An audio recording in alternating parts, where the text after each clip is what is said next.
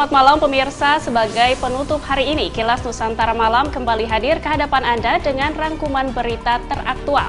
Berikut rangkumannya.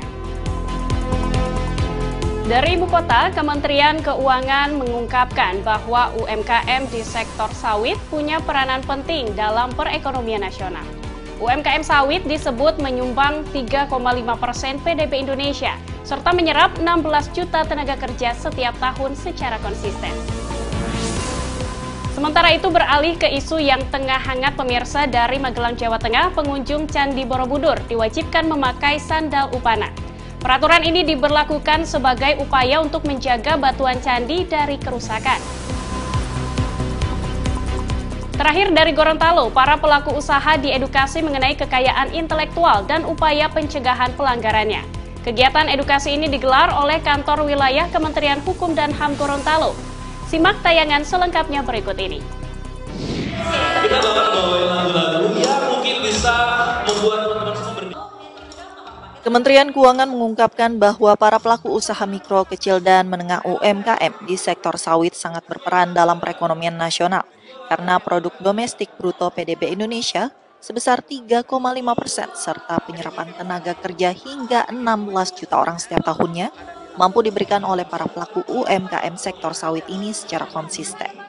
Direktur Pembinaan Pengelolaan Keuangan Badan Layanan Umum, Direktorat Jenderal Perbendaharaan Agung Yulianta, ditemui di Jakarta Selasa 7 Juni, memastikan pihaknya terus berkomitmen untuk mendukung pemberdayaan UMKM, termasuk di sektor kelapa sawit.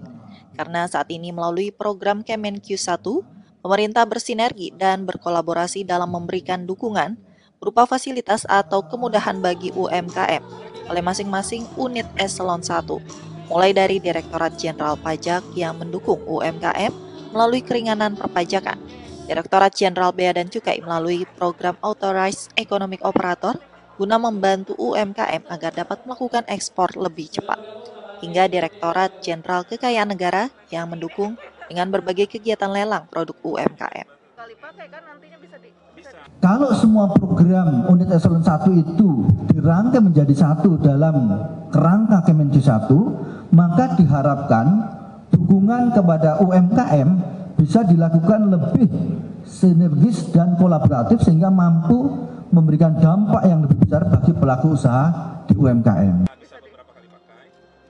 Ditambahkannya, pihaknya melalui Badan Pengelola Dana Perkebunan Kelapa Sawit juga memiliki program bertajuk Santripreneur untuk UMKM berbasis kelapa sawit. Program itu diharapkan dapat menjadi wadah bagi masyarakat sekitar dalam mengembangkan ekonomi melalui berbagai inovasi. Dari Jakarta, Pradana Putra Tampi, Kantor Berita Antara mewartakan.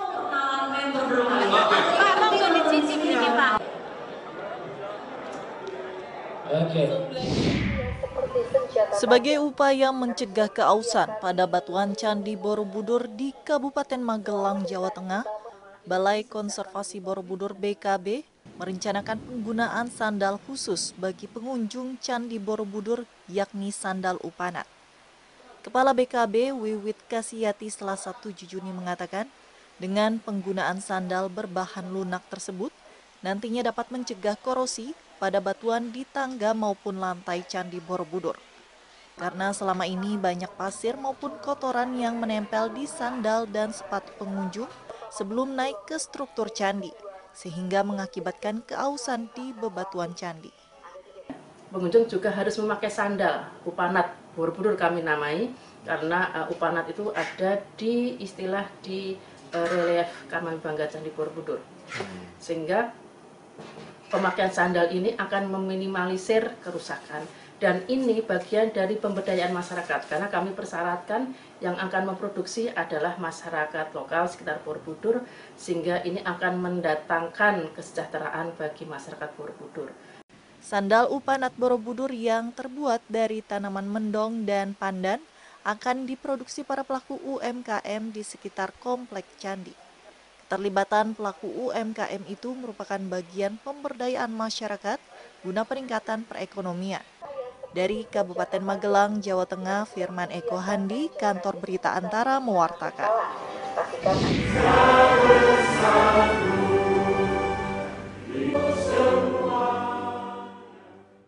Kantor Wilayah Kementerian Hukum dan HAM Provinsi Gorontalo menggelar edukasi untuk mencegah terjadinya pelanggaran kekayaan intelektual yang dihadiri oleh sekitar 100 pelaku usaha. Kegiatan ini digelar di Kota Gorontalo pada Selasa 7 Juni dengan tema mendorong sertifikasi pusat perbelanjaan berbasis kekayaan intelektual. Dalam acara tersebut dijabarkan bahwa kekayaan intelektual merupakan hasil kemampuan intelektual yang menghasilkan proses atau produksi yang bermanfaat bagi umat manusia. Sebagai karya cipta yang menimbulkan hak milik bagi pencipta atau penemu dengan bekerja sesuai dengan kemampuan intelektualnya tersebut, secara otomatis memunculkan hak serta kewajiban. Kepala Kantor Wilayah Kemenkumham Gorontalo, Heni Susila Wardoyo, mengatakan adanya kekayaan intelektual dari setiap proses atau produk yang dihasilkan harus mendapatkan perlindungan dari setiap pelanggaran yang semakin masif terjadi seiring perkembangan ilmu dan teknologi. Yaitu terkait dengan edukasi pencegahan pelanggaran kekayaan intelektual. Ini maksudnya adalah untuk memberikan informasi kepada masyarakat khalayak, baik pelaku usaha, ya, para pembeli khususnya, agar supaya sadar dan mengerti bahwa pelanggaran kekayaan intelektual itu tidak boleh dibiarkan dan harus dicegah. Kenapa? Karena itu dapat merugikan perekonomian nasional, termasuk juga di dalamnya tentu perekonomian di Gorontalo ini.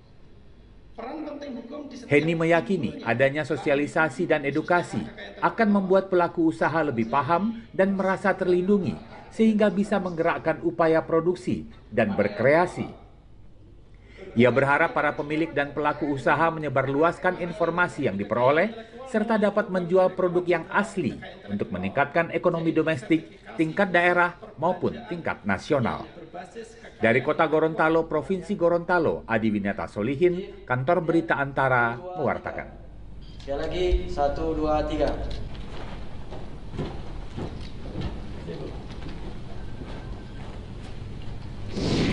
Pemirsa, itulah rangkuman berita yang kami sajikan untuk malam ini. Anda dapat mengakses kabar terbaru lainnya di laman antaranews.com dan kanal YouTube Antara TV Indonesia, serta berbagai media sosial resmi Antara. Kita jumpa kembali esok pukul 9 pagi waktu Indonesia Barat. Terima kasih dan selamat malam.